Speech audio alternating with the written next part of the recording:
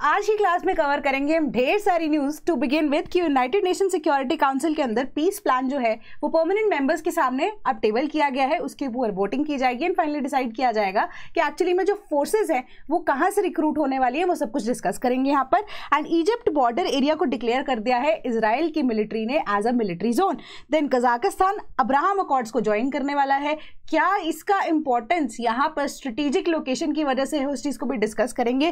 Then Google की Amazon reforestation deal हो चुकी है एंड एक मेजर बूस्ट यहाँ पर मिलेगा डिफॉरेस्टेशन से होने वाले एंड इवन की इनोवेशन की वजह से होने वाले कार्बन एमिशंस को एब्जॉर्ब करने के लिए या कर्ब करने के लिए। तो वोटिंग कैप जो है इंडियन बैंक्स पे, क्या वो सेम रहेगी, क्या वो चेंज होगी, इसको भी डिस्कस करेंगे। And grounds of arrest must be communicated, supreme court की तरफ से ये एक फटकार लगाई गई है इन अ मेजर केस जो कि डिस्कस हो रहा था, उसको भी डिस्कस करेंगे। क्या है इंडिया की एसएफ पॉलिसी।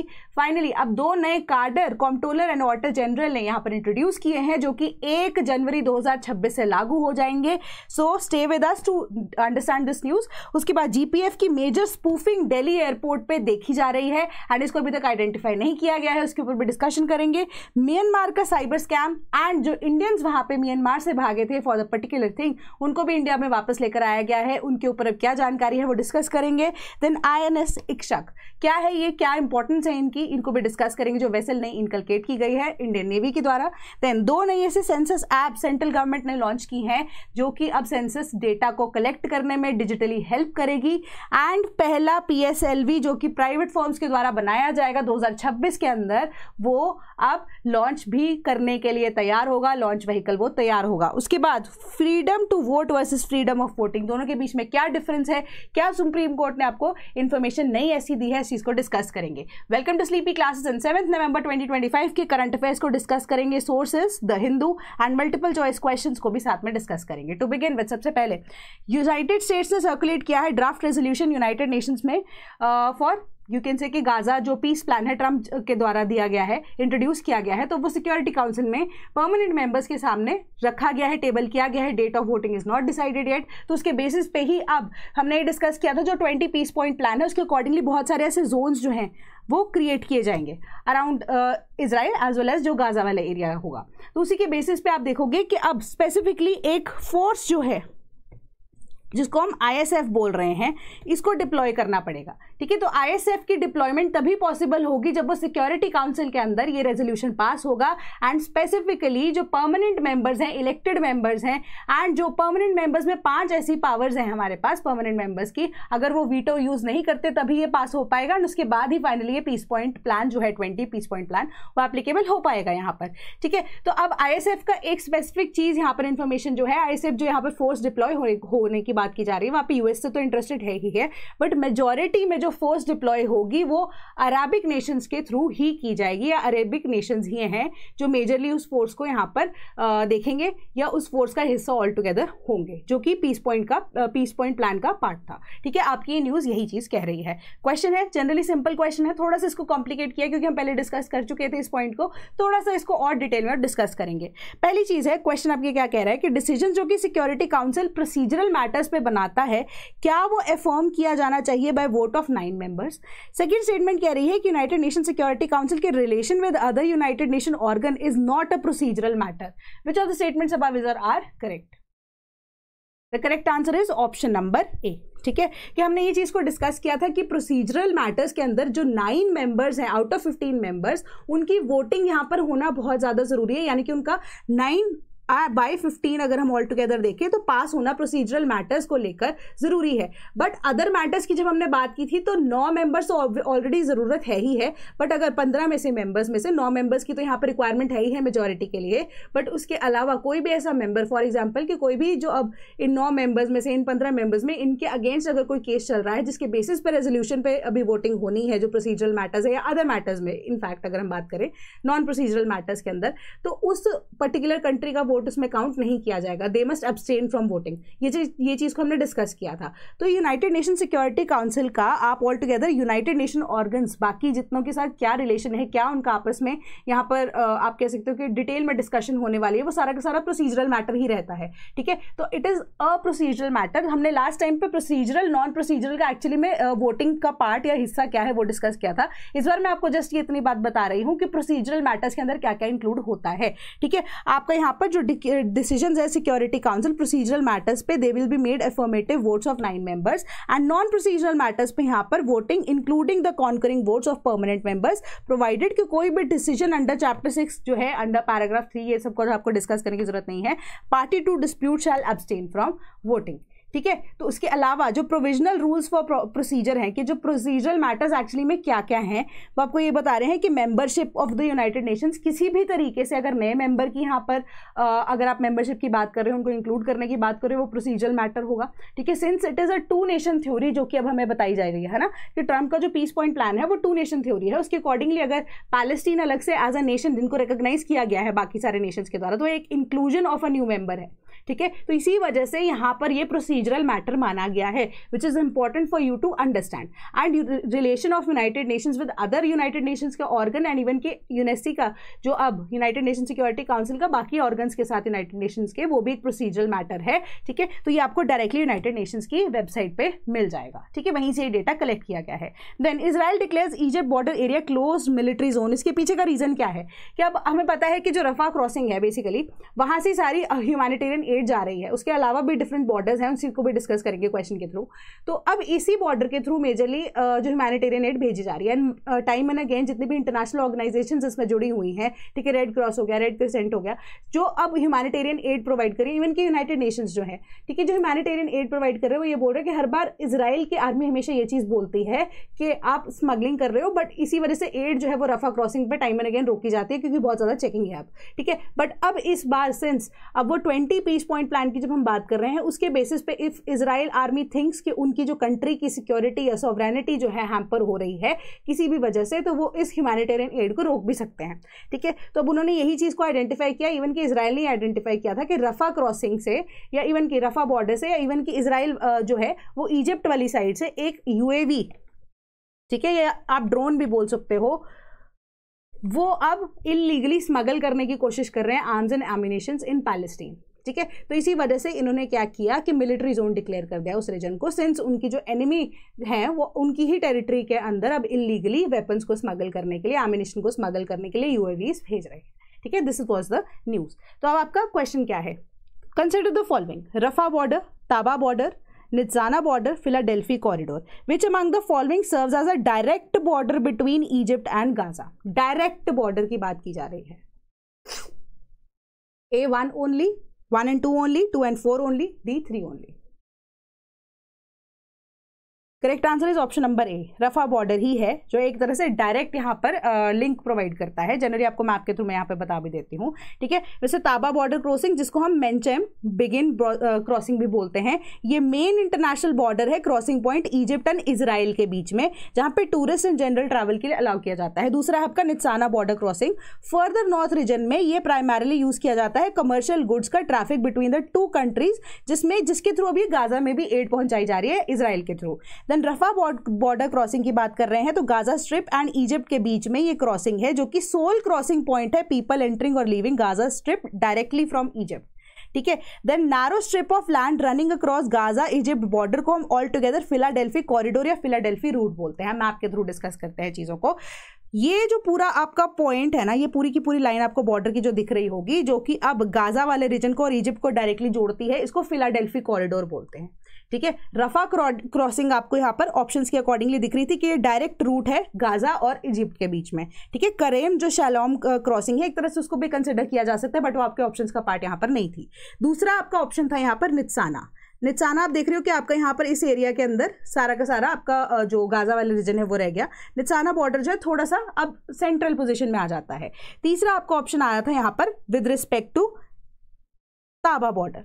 ताबा बॉर्डर आप देख लो कि फर्दर यहाँ पर रेड सी वाले रीजन में आ जाता है, जो कि ऑल टुगेदर बहुत दूर हो जाता है गाजा स्ट्रिप से।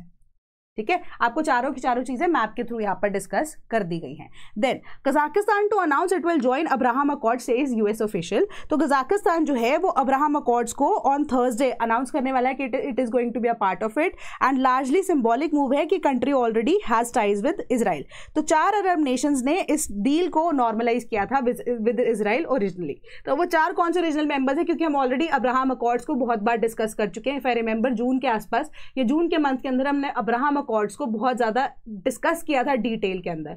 ठीक है, तो वहां पे आप डिस्कस करके मुझे बताओ या दोबारा से उसको पढ़ के मुझे बताओ कि क्या क्या है। एंड मैंने आपको डिफरेंट नेशंस के कौन से साल के अंदर अब्राहम अकॉर्ड किसने साइन किया था वो भी तब मैंने आपको बताया था। ठीक है, तो अब कजाकिस्तान का सडनली अब रिलेशन इजराइल के साथ चलो है, ठीक है, इतना ज्यादा डीप रिलेशन भी नहीं है कि एकदम से तुम अब्राहम अकॉर्ड्स को साइन कर रहे हो। ठीक है, अब्राहम अकॉर्ड्स के अकॉर्डिंगली आपको क्या है कि आप इजराइल के ऊपर अटैक नहीं करोगे, पीसफुली आप डिप्लोमेटिक चैनल्स को ओपन रखने वाले हो, है ना। तो अब उसी के अकॉर्डिंगली पहले मैप को डिस्कस करते हैं, फिर थोड़ा सा एक आइडिया या जो थोड़ी मेरी कहती है वो मैं आपको डिस्कस करूंगी। Which among the following countries does not border Kazakhstan. Relatively simple question है ये, Kyrgyzstan, Azerbaijan, Uzbekistan and Turkmenistan.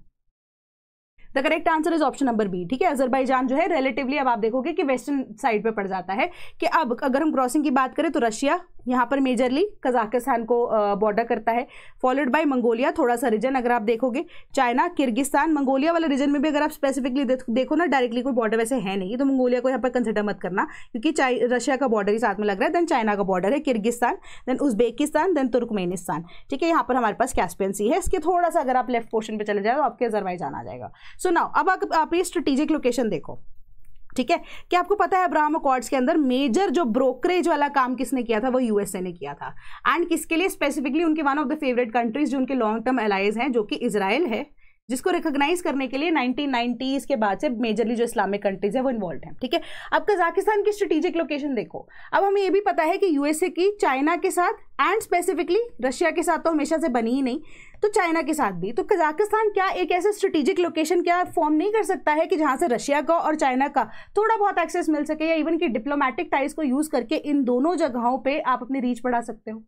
So sudden, इतनी ज्यादा sudden signing off Abraham accords, क्या आपके दिमाग में ये क्वेश्चन को नहीं उठाती है? नहीं उठा रही थी, तो अब इस चीज के ऊपर ना थोड़ा सा क्वेश्चनिंग को देखकर थोड़ा सा समझने की कोशिश करो कि जियोपॉलिटिकली चल क्या रहा है। ठीक है, तो इसी के बेसिस पे आप चीजों का आंसर भी कर पाते हो कि लोकेशन के हिसाब से आप देखो कि आप चाइना को भी थोड़ा बहुत टैकल कर पाओगे, यहाँ से रशिया को तो मेजरली आप टैकल कर पाओगे। ठीक है, डिप्लोमेटिक चैनल्स हमेशा ऑन रखने पड़ेंगे इजराइल के साथ, मेजरली अब्राहम अकॉर्ड्स के अंदर। ब्रोकर्ड बाय यूएसए है, तो यूएसए जो है अब बीइंग यू कैन से ऐसा स्टेट जो कि बहुत ज्यादा पावरफुल है, one of the major powers of the world है ना, तो वो अपना भी टाइज को उसी अकॉर्डिंगली यहाँ पर मेंटेन करेंगे। कुछ ना कुछ ब्रोकरेज के लिए कमीशन तो कोई भी कंट्री लेती है ना। इवन कि सपोज कीजिए कि आपका कोई घर रेंट पे भी लेने जाते हो, तो वहां पे जो ब्रोकर होता है उसकी कुछ ना कुछ कमीशन तो होती है। ठीक है, तो इसी वजह से ये चीजें बहुत ज्यादा इंपॉर्टेंट है, उस चीज को समझो। देन नेक्स्ट आपका है कि Google Amazon reforestation deal turns focus on startup. So अब इसके पीछे का मेजर रीजन क्या है, मैं आपको समझा देती हूँ कि गूगल जो है या इवन की मेजर जो लीडिंग कंपनीज हैं, एमएनसीज की जब हम बात कर रहे हैं, तो उनकी तरफ से जो बहुत ज्यादा यहाँ पर क्या हो रहा है कि कार्बन फुटप्रिंट जो है इनोवेशन की वजह से रिलीज हुआ था, ये कार्बन फुटप्रिंट जो है इनकी कंपनीज बहुत ज्यादा प्रोड्यूस कर रही थी। ठीक है, ये थी, तो अब कार्बन डाइऑक्साइड की एमिशंस तो हो रही थी, बट एज अ रिजल्ट हमें पता है कि ग्रीन क्रेडिट्स वाला कॉन्सेप्ट हमने पढ़ा था। ग्रीन क्रेडिट्स क्या है कि जितना ज्यादा आपकी कंपनी कार्बन फुटप्रिंट रखती है, उतना ही आपको क्या करना पड़ेगा, मिटिगेट करने के लिए ग्रीन क्रेडिट्स को या तो परचेज करना पड़ेगा, या आप उसी के इन रिलायंस या इन कंप्लायंस आप खुद से भी ग्रीन प्रोजेक्ट्स में इन्वेस्ट कर सकते हो। इससे क्या होगा कि आपकी कंपनी को ग्रीन क्रेडिट्स ऑल टुगेदर मिल जाएंगे। बट अभी पे इंटरनेशनल प्रोसेसेस के थ्रू जो कंपनीज है, एमएनसीज है, इन्होंने ये चीजों को ट्राई करके देख लिया, बट उन्होंने देखा ग्रीन क्रेडिट्स का सिर्फ पर्पस जो है वो ऑन पेपर ही है यहाँ पर, बट ऐसे सारे बहुत सारे फेक ऐसे प्रोजेक्ट्स जो बोलते हैं कि हम ग्रीन क्रेडिट्स आपको दे देते हैं, बट वही पैसा जो है कहीं और इन्वेस्ट हो रहा है, वो कहीं भी ग्रीन प्रोजेक्ट्स में नहीं होता है इन्वेस्ट। तो ग्रीन क्रेडिट्स के नाम पे अब वो एक तरह से फ्रॉड ही कंडक्ट किया जाता है ऐसे मेजर कंपनीज के साथ। ठीक है, तो अब उन्होंने क्या कहा कि एक डायरेक्ट मेथड उन्होंने चूज किया है कि हाँ, हम डायरेक्टली यहाँ पर रिफॉरेस्टेशन प्रोजेक्ट के अंदर इन्वेस्ट करने वाले हैं, जो कि हमारी companies with the help of the local governments help करने वाली हैं। सपोज कीजिए कि अमेजॉन रेन फॉरेस्ट है एंड यूएसए की कंपनीज है ना, उनका कार्बन फुटप्रिंट है, तो वो डायरेक्टली वहां पे, जहाँ पे जितने हमारे 7 नेशंस हैं जहाँ पे अमेजॉन रेन फॉरेस्ट है, उनमें से कोई भी आइदर एक नेशन नेशन में से जो डील है वो ब्रेक करने के बाद इन्वेस्टमेंट का पर्पस यहाँ पर बताएंगी कि हम इतने ज़्यादा पेड़ों को यहाँ पर प्लांट करना चाहते हैं क्योंकि हमारा कंपनी का कार्बन फुटप्रिंट इतना है कि आप हमारे बिहाफ पे हमें वो ग्रीन क्रेडिट्स जो है वो प्रोवाइड कर देना। ठीक है, तो ये ऐसा प्रोसेस जो उन्होंने बोला कि बेटर ट्रांसपेरेंसी को लेकर आता है। तो ये प्रोजेक्ट की जो अमाउंट है अभी तक वो नहीं बताई गई है। एंड इससे और एक फायदा कंपनी को होने वाला है कि उनकी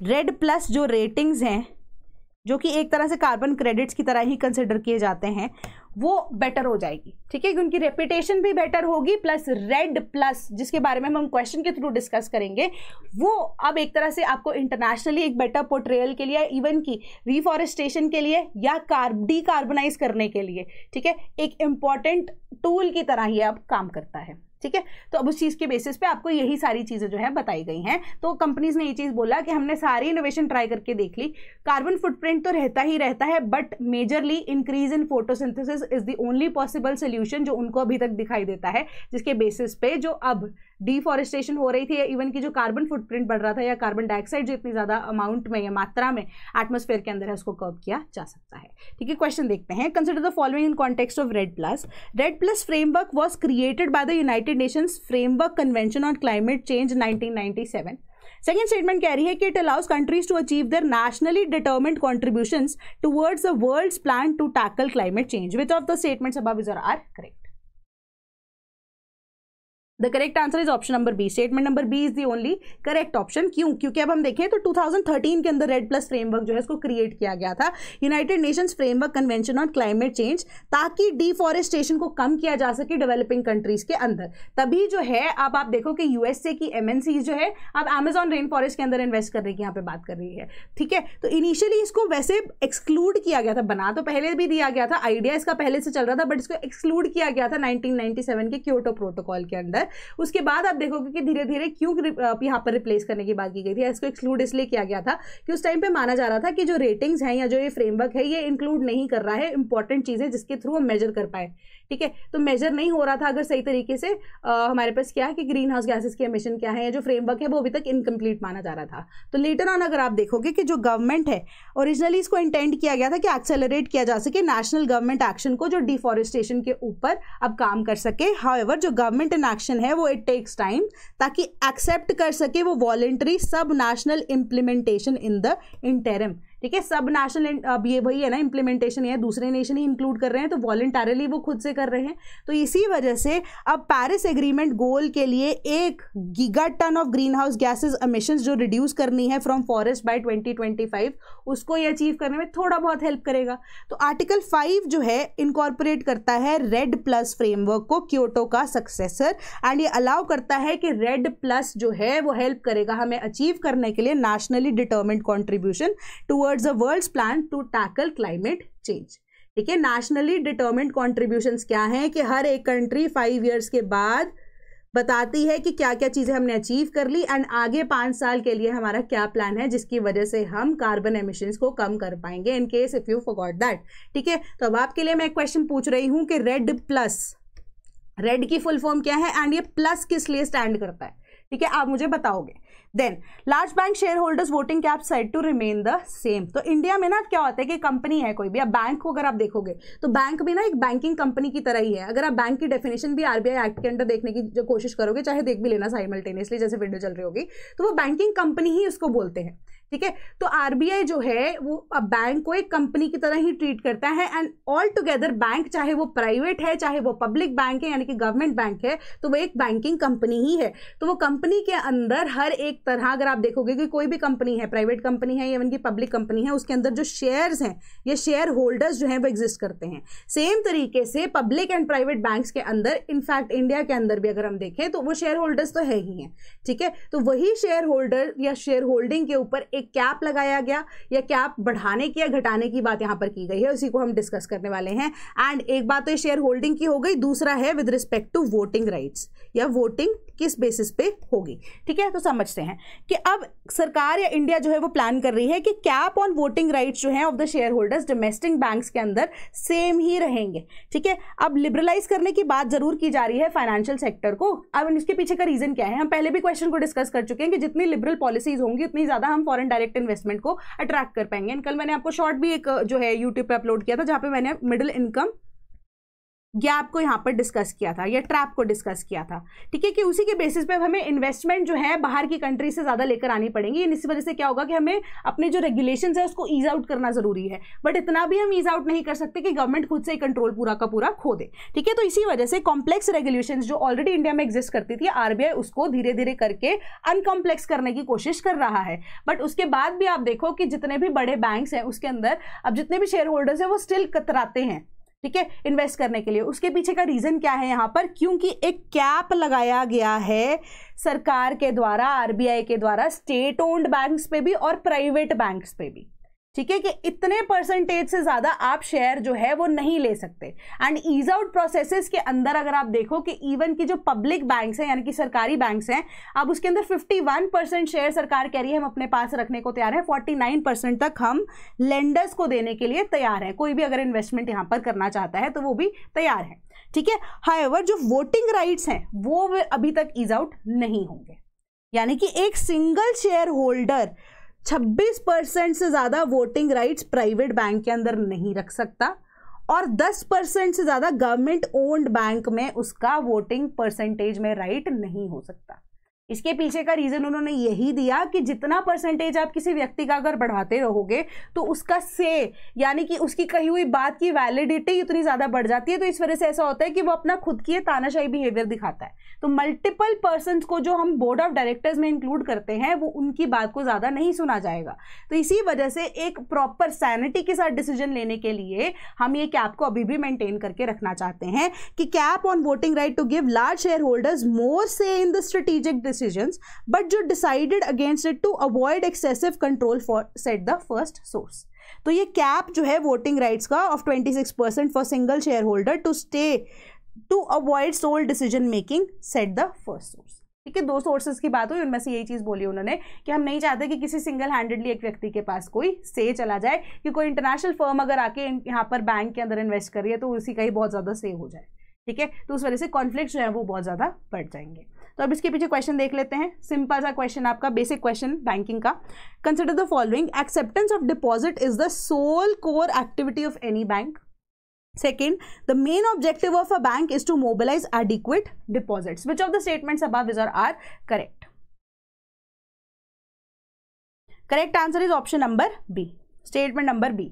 अब आपको जो words like only ज्यादातर देखने को मिला है ना, बट ये जो सोल वर्ड है वो अपने आप में क्या दिखाता है? ओनली को रिप्लेस करता है। मतलब ये बहुत ज्यादा एक्सट्रीम स्टेटमेंट है, ठीक है। तो आपको सोल के अलावा या ओनली के अलावा डिफरेंट वर्ड्स अगर यूज किए जाते हैं उसके लिए भी प्रिपेयर रहना चाहिए, ठीक है। तो एक्सेप्टेंस तो है डिपॉजिट्स की, वो कर लेते हैं बैंक्स, तो वो एक sole objectivity of the bank या sole core objective of the bank तो नहीं है।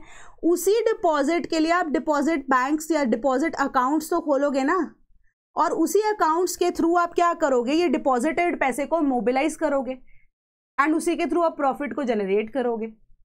तो सेकंड स्टेटमेंट हमारी करेक्ट हो जाती है। यानी आरबीआई की वेबसाइट से मैंने आपको ये क्वेश्चन पूछ के दिया है, तो ये एक बार प्लीज पढ़ लेना, ठीक है। इन डिटेल टेलीग्राम ग्रुप पे आपके साथ शेयर हो जाएगा। Then accused should get grounds of arrest known in the known language. तो बेसिकली यहाँ पे ये बात की जा रही है ग्राउंड्स फॉर अरेस्ट।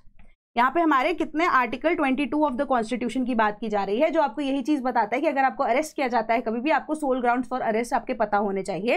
एंड यहाँ पे ही आपको ये चीज भी पता होनी चाहिए कि आप लीगल एडवाइजर या लीगल प्रैक्टिशनर का राइट आपको है, ठीक है। तो उसी के बेसिस पर उन्होंने बोला कि अब जो केस सामने आया था, हाई प्रोफाइल केस था, इसका नाम मैं यहाँ पर मेंशन भी नहीं है, मैं नेला में नहीं चाहूंगी, ठीक है। हाई प्रोफाइल केस था, उन्होंने यही चीज बोली कि आपने अगर किसी एक्यूज को अरेस्ट भी किया, एटलीस्ट दे शुड नो कि उनको क्यों अरेस्ट किया गया है। And before 24 hours, with in 24 hours, not before, with in 24 hours judicial magistrate के आगे उनको आपको पेश भी करना पड़ेगा। उससे पहले एटलीस्ट 2 या 3 घंटे पहले आपको पता होना चाहिए, बता देना चाहिए आपको मैजिस्ट्रेट्स को, जब आप पेश करोगे उससे 2 या 3 घंटे पहले तक एटलीस्ट आपको बता देना चाहिए कि किस व्यक्ति को आप अरेस्ट कर रहे हो एंड किस बेसिस पे कर रहे हो, उसी को भी इंफॉर्मेशन होनी चाहिए। एंड अगर वो व्यक्ति जो है आपकी कही हुई भाषा समझ नहीं पा रहा है तो आपको अरेंजमेंट करना पड़ेगा कि कॉमन ऐसी लैंग्वेज में आप आके डिस्कस कर सको दोनों चीज़ों को, जिसमें एटलीस्ट जो व्यक्ति अरेस्ट हुआ है उसको आइडिया होना चाहिए कि किस वजह से उसको अरेस्ट किया गया है, ठीक है। तो सुप्रीम कोर्ट ने चीज बोला है कि इस तरीके से आप तानाशाही जो पुलिस है विदाउट ऐसे किसी रीजन के अरेस्ट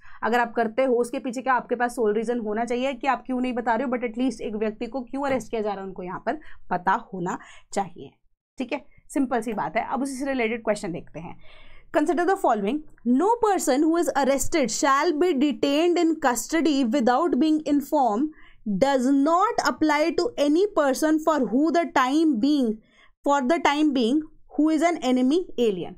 ठीक है। सेकेंड स्टेटमेंट कह रही है no law providing for preventive detention shall authorise the detention of a person for a longer period than 6 months. Which of the statements above these are correct? पहली statement आपकी यही कह रही है कि कोई भी व्यक्ति जिसको अरेस्ट किया गया है उसको डिटेन अगर कर लिया जाता है कस्टडी में, ठीक है, उसको राइट टू इंफॉर्मेशन नहीं है, ऐसे व्यक्ति को does not applies to any person जो कि for the time being is an enemy alien. ठीक है, उतने टाइम बीइंग तक अगर वो एनिमी एलियन है तो उसको इन्फॉर्म नहीं किया जाएगा कि वो अब अरेस्ट क्यों हुआ है। सेकेंड आपकी स्टेटमेंट यही कह रही है कि अगर प्रिवेंटिव डिटेंशन की अथॉरिटी है कि एक व्यक्ति प्रिवेंटिव डिटेंशन में 6 महीने से ज़्यादा नहीं एग्जिस्ट कर सकता। ठीक है, तो आपको स्टेटमेंट बतानी है करेक्ट कौन सी है। The correct answer is option number ए, पहली स्टेटमेंट है आपकी। ठीक है, तो आपका जो अब यहाँ पर आर्टिकल 22 है वो आपको सिर्फ और सिर्फ अरेस्ट की बात नहीं बताता, वो आपको लीगल प्रैक्टिशनर का राइट भी देता है यहाँ पर। ठीक है, तीसरी चीज वो प्रिवेंटिव डिटेंशन की भी बात करता है। ठीक है, तो आपको यहाँ पर ये डायरेक्टली बात दी गई थी कि कोई भी व्यक्ति अगर अरेस्ट किया जाता है कस्टडी के अंदर विदाउट बीइंग इन्फॉर्म्ड, वो अब जो क्लॉज है 1, ये क्लॉज 1 है ना, nothing in clause 1 and 2 shall apply to any person who for the time being is an enemy alien. कि कोई भी एनिमी एलियन को अगर आप डिटेन करते हो till the time he is an enemy alien and आपको नहीं पता है उसके बारे में कि इन्फॉर्मेशन क्या है, बट हाँ उसका काम क्या किया गया है उसके बारे में सब कुछ पता है, तब तक आप नहीं बता सकते। ठीक है, तब तक आपको रीजन देने की जरूरत नहीं कि ग्राउंड फॉर अरेस्ट क्या है, ओनली टिल द टाइम वो आपका एनिमी एलियन है। ठीक है, तो पहली स्टेटमेंट आपकी इसी वजह से करेक्ट होती है। सेकंड स्टेटमेंट आपकी क्या कह रही है कि 3 महीने से ज्यादा आप प्रिवेंटिव डिटेंशन ऑथराइज नहीं कर सकते। उसके बाद अगर आप प्रिवेंटिव डिटेंशन को ऑथराइज करना चाहते हो तो एक एडवाइजरी बोर्ड बैठेगा जिसमें अब लोग इंक्लूड होंगे जो कि अब क्वालिफाइड होंगे टू बिकम द जजेस of the high court, and उनकी रिपोर्ट अगर आती है वो इस चीज़ से सहमत होते हैं तो जो व्यक्ति है उसकी प्रिवेंटिव डिटेंशन को अब अगले 3 महीने के लिए बढ़ाया जा सकता है अगर वो ये बोलते हैं कि sufficient cause for detention exist करता है, प्रोवाइडेड कि जो सब क्लॉज है वो ऑथराइज करता है detention of any person beyond a maximum prescribe period by any law made by the parliament under sub clause B of clause 7 और any so. ठीक है, तो नेक्स्ट जो है उसके बाद पार्लियामेंट के पास यहाँ पर जाएगी कि पार्लियामेंट के पास अगर कोई ऐसा लॉ एग्जिस्ट करता है तो वो चीज़ को भी ध्यान में रखा जाएगा एंड ऑल टुगेदर जो पार्लियामेंट ने अगर लॉ बनाया है दैट विल प्रिवेल। ठीक है, with respect to particular situation अगर ऐसे होती है। वैसे जनरल केस में 3 महीने के बाद एक्सटेंशन जो है वो और दी जा सकती है। ठीक है, तो correct answer is option number A. Then अब क्वेश्चंस के अलावा हम डिस्कस कर लेते हैं मेजर कि India to unveil SAF national policy. SAF क्या है? National policy on sustainable aviation fuel. Sustainable aviation fuel के अंदर अब क्या है कि अब इथेनॉल ब्लेंडिंग तो नॉर्मल यहाँ पर हमारे फ्यूल्स में होने लग गई थी, बट अब वही तरह की जो ब्लेंडिंग की बात यहाँ पर एविएशन फ्यूल के अंदर लेके आने की बात की जा रही है, क्योंकि उन्होंने बोला कि फ्यूचरिस्टिक अप्रोच जो है वो यही एग्जिस्ट करती है कि हम अब ऐसे बायोफ्यूल्स को यूज कर सके एविएशन सेक्टर के अंदर भी। इससे क्या होगा, कार्बन जो है या इवन की जो व्हीकुलर एमिशंस या स्पेसिफिकली जो अब प्लेन्स के द्वारा रिलीज की गई हार्मफुल गैसेस होती हैं वो जो है उसका अगर आप देखो कि वो गैसेस को कम करना बहुत ज़्यादा ज़रूरी है अगर हम पेरिस एग्रीमेंट के गोल्स को यहाँ पर चाहते हैं फुलफिल करना, या इवन कि ऑल टुगेदर हम पोल्यूशन लेवल को अगर कम करना चाहते हैं। तो इसमें भी ब्लेंडिंग लेवल 1% जो है अचीव की जानी है 2027 तक, एंड इंडिया एक्सपेक्ट्स कि हम उसको जल्दी से जल्दी अब फुलफिल करने की कोशिश करेंगे कि हमारे पास जो एक्सपेक्टेड या इवन की रिक्वायर्ड क्वांटिटी है कि हम वो ब्लेंडिंग कर पाएँ वो एग्जिस्ट करती है, एंड उसी के बेसिस पे हम उसे अब ब्लेंडिंग के लिए यूज़ कर पाएंगे। देन सीएजी प्लान कर रहे हैं कि क्रिएट करें 2 नए कार्डर फॉर मोर सेंट्रलाइजेशन। सीएजी क्या है? Controller and auditor general of India, जो ऑडिटिंग प्रोसेसेस को यहाँ पर मैनेज करते हैं इंडिया के अंदर। ठीक है, तो 2 नए ऐसे कार्डर जो हैं वो बनाए जाएंगे। ठीक है, ये बनाए जा चुके हैं ऑलमोस्ट 1 जनवरी 2026 ये एप्लीकेबल भी होंगे, एंड किस लिए होंगे कि deeper professional expertise and further improve करें quality of audit of central government finances. तो कौन से हैं वो डिपार्टमेंट? सेंट्रल रेवेन्यू ऑडिट, कार्डर, एक तो ये हुआ है, एंड सेंट्रल एक्सपेंडिचर ऑडिट कार्डर, ये 2 नए कार्डर जो है उनको इंट्रोड्यूस किया गया है ताकि जो डिपेंडेंस है ऑन डिप्लॉयमेंट एंड मैनेज करने के लिए man power in more flexible manner and more expertise, क्योंकि अभी ये 2 कार्डर्स का काम जो है वो with in the department multiple लोगों में डिवाइड किया गया था एंड वो सही तरीके से नहीं हो रहा था। तो एक एक्सपर्टीज को, अगर आप देखो एक्सपर्टीज लेने के लिए एक्सपर्ट को हायर करना तो जरूरी है, ऑब्वियस सी बात है, तो इसी वजह से ये नए कार्डर्स जो हैं वो बनाए गए हैं। Then airlines report severe GPS spoofing over Delhi for 7 days, कि लास्ट 7 डेज के अंदर बहुत सारे मल्टीपल पायलट्स जो प्राइवेट एयरलाइंस हैं उनके भी यही चीज़ बोली है कि अब दिल्ली एयरपोर्ट के आसपास अगर आप देखोगे कि बहुत ज़्यादा स्पूफिंग का इशू आने लग जाता है, कई बार तो कॉकपिट के अंदर क्या हुआ है कि फॉल्स अलार्म भी बजने की जो है वो शुरुआत हो गई है, कि ऐसा भी हुआ है कि सामने जो उनको रडार पे चीज़ें नजर आती हैं कि वो दिखा रही थी इमरजेंसी के सामने आपके पास जो टेरेन के अंदर बहुत ज़्यादा बड़ा ऑब्जेक्ट आपके आ गया है, बट ऐसा कोई ऑब्जेक्ट यहाँ पर एग्जिस्ट नहीं कर रहा था। ठीक है, तो इस मैटर को जो है बहुत ज़्यादा ध्यान में रखने की जरूरत है। तो सरकार की तरफ से भी यही बयान आया है कि ये एक साइबर अटैक का जो है वो पॉसिबिलिटी हो सकती है, कोई मेजर इंसिडेंट जो है by an enemy nation try करने की वजह से कोशिश हो सकती है कि ये चीज़ें जो है मेजरली जनरली पायलट्स फेस करते हैं इंडिया पाकिस्तान बॉर्डर पे भी।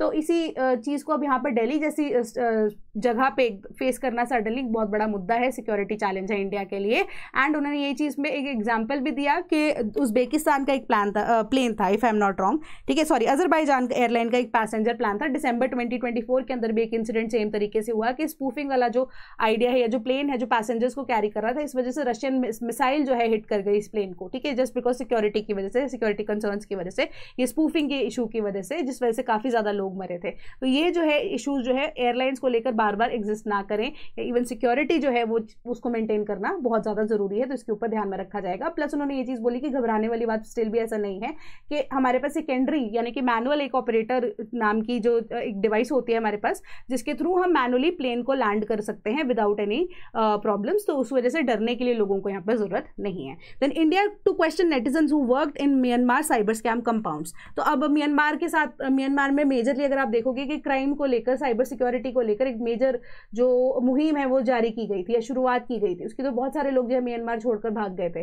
तो इंडियन जो वहाँ पर पकड़े गए हैं इसी साइबर जो क्राइम के अंदर जो इन्वॉल्व थे, उनको वापस से इंडिया भेजा गया है, लेकर आया गया है, बट वो घर नहीं भेजे जाएंगे, बट उससे पहले उनसे सारी पूछताछ होगी, उनके जो अब कंपनीज के अंदर या वो किस किस ग्रुप के साथ किस तरीके से काम कर रहे थे उसी के अकॉर्डिंगली उस पर जांच पड़ताल होगी, ट्रांसपेरेंट होगा कि किस तरीके से साइबर सेल्स काम करते हैं साइबर क्राइम को कमिट करने के लिए, उसी के बेसिस पे डिसीजंस लिए जाएंगे कि आगे उन लोगों को रिलीज करना है या नहीं करना है। ठीक है, सिंपल सी आपकी बात है। देन इंडियन नेवी कमीशन सर्वे वेसल INS इक्शक, ठीक है, इक्शक जो है सर्वे वेसल है, साथ में डिजास्टर रिस्पांस के लिए आपको हेल्प करेगा, डिजास्टर रिलीफ के लिए आपको प्रोवाइड करने के लिए हेल्प मिलेगा।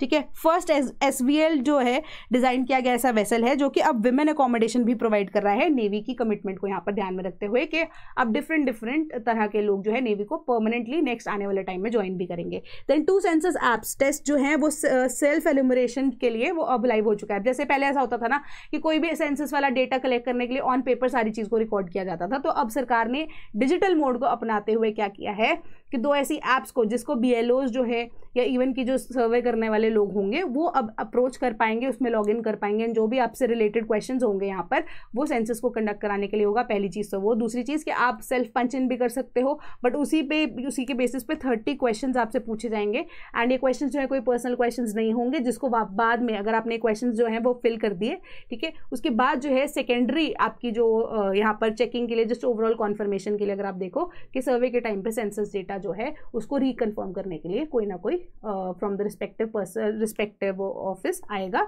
एंड सबसे इंपॉर्टेंट चीज़ है कि जियो टैगिंग की जा रही है हर एक बिल्डिंग की, हर एक कच्चे घर की, हर एक पक्के घर की, जहाँ से सेंसस का डेटा जो है कलेक्ट किया जाएगा, यानी कि लोकेशन की एक्सेसिबिलिटी यहाँ पर होगी। ठीक है, फॉर प्रिसाइज डाटा, तो ये चीज़ इंक्लूड की गई है।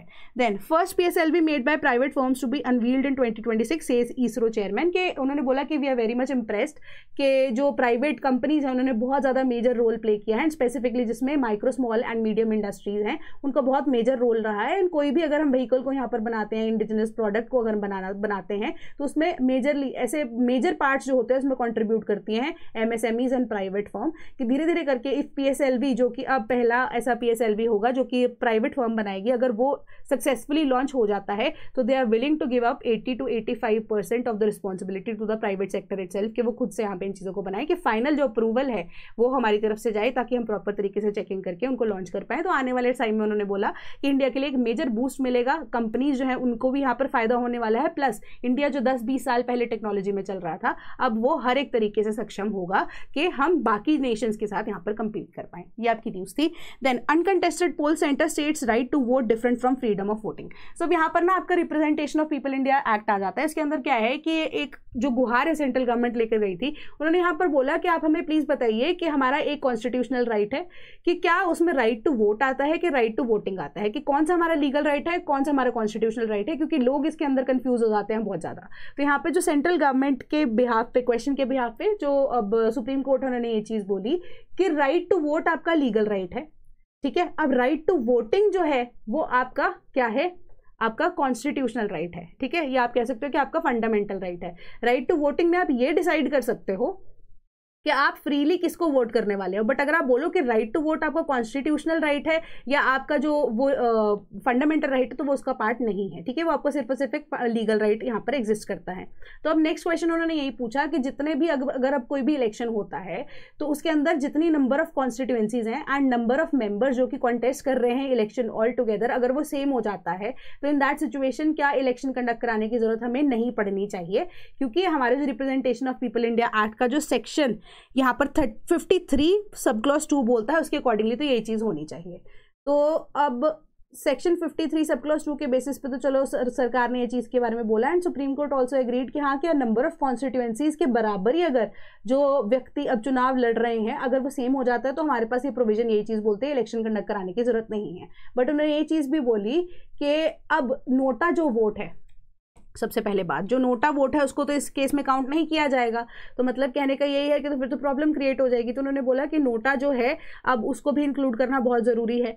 बट उसके इन रिजल्ट या इन रिस्पॉन्स जो है सेंट्रल गवर्नमेंट ने ये बोला कि नोटा जो है वो किसी तरह का कैंडिडेट नहीं है, ठीक है। तो अब कैंडिडेट की रिक्वायरमेंट के बेसिस पे जो representation of people India act आपको बोलता है उसके अंदर नोटा क्वालिफाई नहीं करता।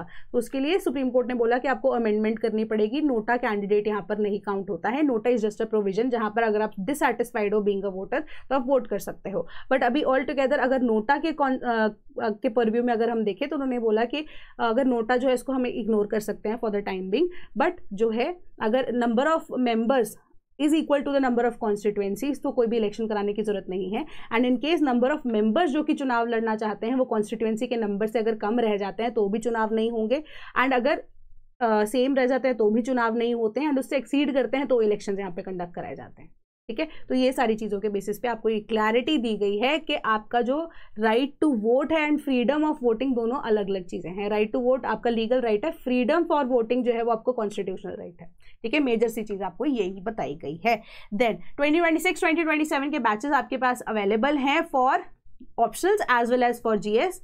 आप कोई भी बैच की इंक्वायरी अगर करना चाहते हो हमारे टोल फ्री नंबर 1800-890-3043 पे आप हमें कांटेक्ट कर सकते हैं। sleepy.class@gmail.com पे हमें ईमेल भी कर सकते हैं। सेम गोज फॉर यूपीपीसीएस का हमारा फाउंडेशन बैच जो कि ऑलरेडी लाइव हो चुका है। यहाँ पे आपके एनसीईआरटी की क्लासेस शुरू हो चुकी हैं। हम धीरे धीरे करके इसको भी बिल्ड करना शुरू करेंगे। आपका जो पेपर है उसको क्लियर करने की या करवाने के लिए हम पूरी मेहनत करेंगे। सो आपको भी यहाँ पर प्राइस डायरेक्टली दिख रहा होगा। कोई भी एक्टिव कूपन कोड अगर है वो अप्लाई कर सकते हैं आप। अगर आपका एक्टिव कूपन कोड नहीं नजर आता तो मैक्सिमम 10% डिस्काउंट आपको देता है कोई। तो एक इंपॉर्टेंट चीज़ है कि अगर आप कोड न्यूज़ को यूज़ करते हैं तो आपको 15% डिस्काउंट विदाउट एनी क्वेश्चनिंग दे दिया जाएगा, ठीक है। तो कोई भी बैच को अगर आप एनरोल करना चाहते हो अक्रॉस ऑल द बैचेस ये कोड आपके लिए वैलिड होगा। कोई भी क्वेश्चन होता है प्लीज़ मुझे बताना। That is all from my side today. Thank you so much.